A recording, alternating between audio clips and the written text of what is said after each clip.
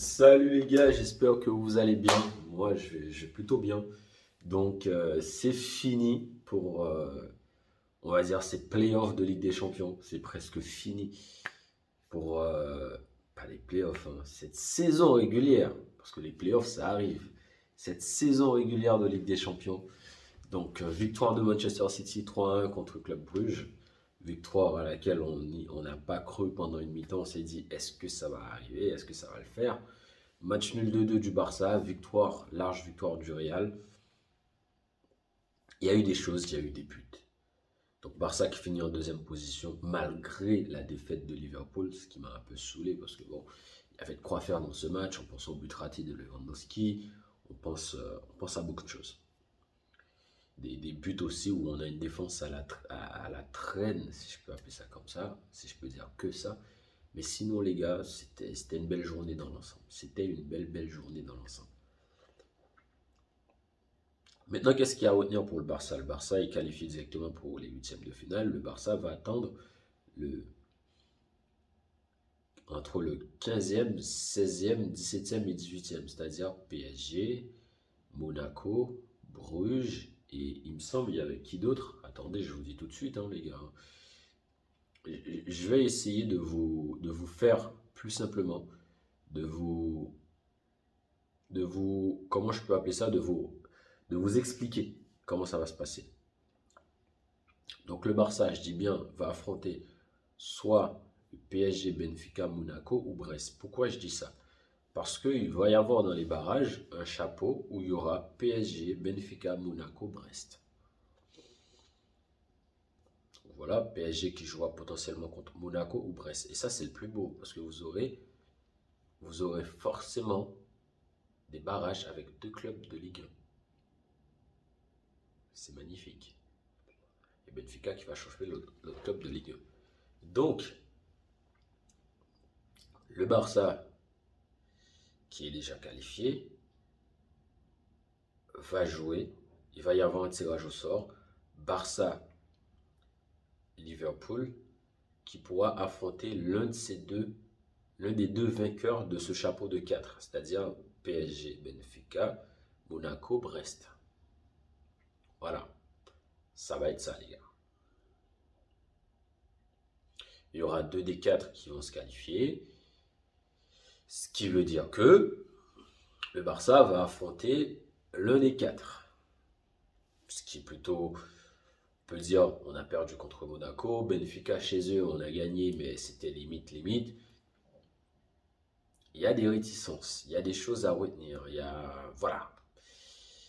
Le PSG revient en force, le PSG qui, on va dire, les 6 premiers matchs de Ligue des Champions, c'était pas trop ça. Les deux derniers matchs, ça gagne 4-2 contre City en étant mené 2-0. Ça gagne aujourd'hui largement contre Stuttgart 4-1 avec un triplé comment il s'appelle, d'Ousmane Dembélé.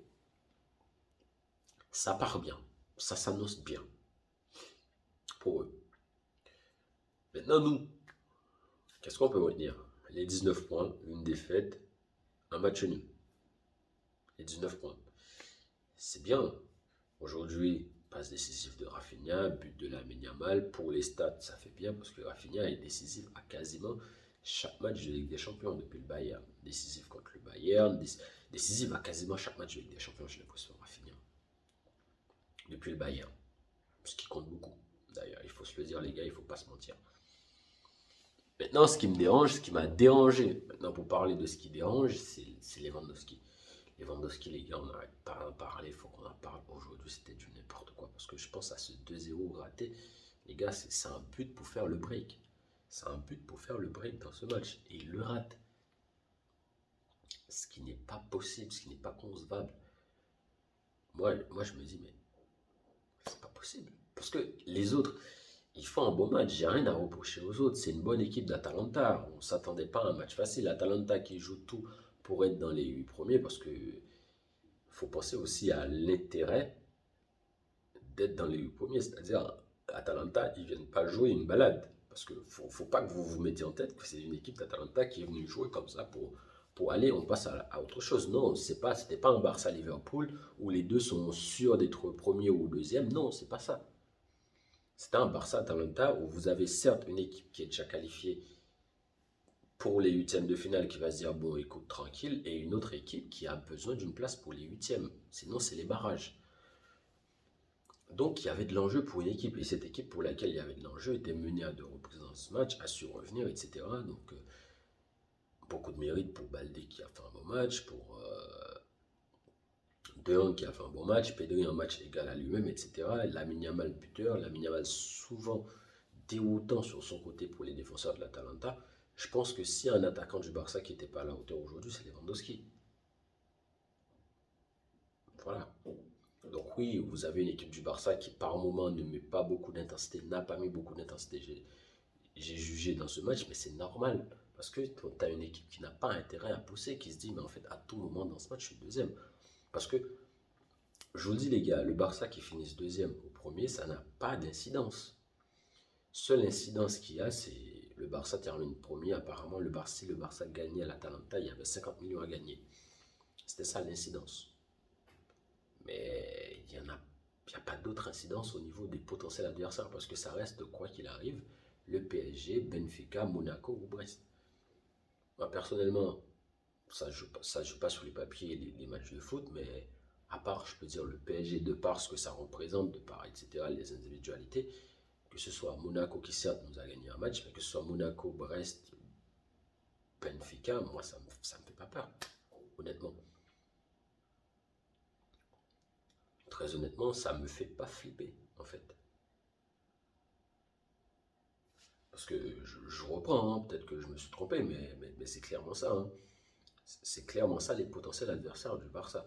Après, il y a un autre chapeau de barrage sur lequel on aura les yeux rivés. C'est le chapeau où tu auras le Real, Bayern, Man City, Celtics.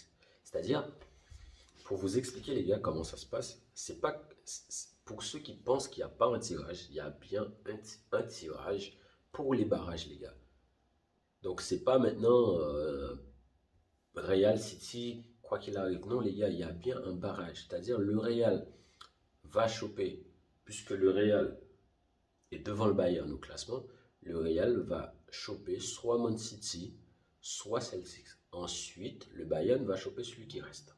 Pour moi, ça se passe comme ça. Parce qu'il y a un tirage et pendant ce tirage, il n'y a pas possibilité d'avoir de Real Bayern.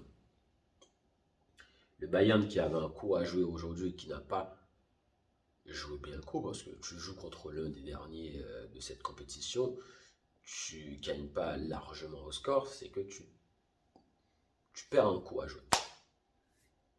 Donc voilà, pour vous expliquer, il y a bien un barrage. Maintenant, le Barça, c'est quoi qu'il arrive, c'est l'un des quatre. Moi, peu importe, ça me va. Parce que quand tu aspires à gagner cette compétition qui est la Ligue des Champions, tu ne peux pas te permettre de dire, mais en fait, je veux jouer contre un tel ou je ne veux pas jouer contre un tel. Ça ne marche pas comme ça. Tu veux gagner, tu dois jouer contre tout le monde. Pour moi, ça fonctionne comme ça. Tu veux gagner, tu gagnes tout le monde. C'est la logique. Man City qui est passé, on va dire, c'est passé par le, je sais pas hein, quel terme employé, hein, par le trou, bref, je ne veux pas dire de bêtises, mais c'est passé, mais de rien du tout.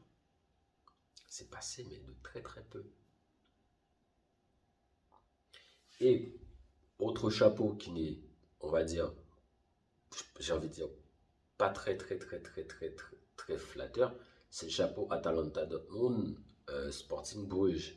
C'est pas flatteur. Vous avez un autre chapeau pour les tirages, c'est Milan AC PS Eindhoven, Feyenoord Juve.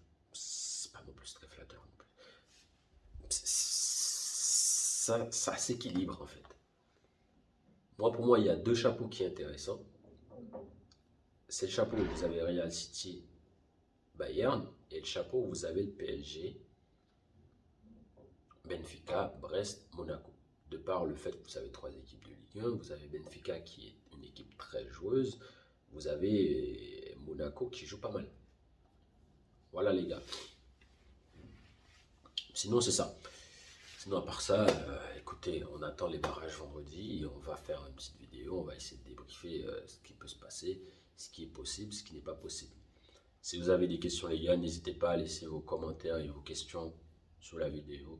Et n'hésitez pas non plus à liker, à partager et surtout à vous abonner les gars. Abonnez-vous, donnez la force.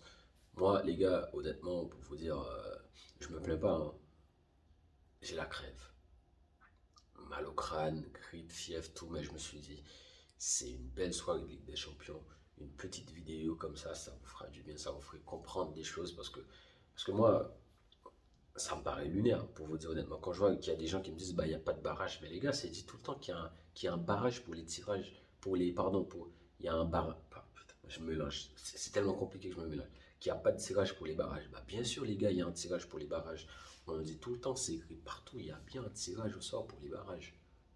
Donc voilà les gars, ciao ciao, n'hésitez pas à liker la vidéo et surtout à la partager et à vous abonner à la page.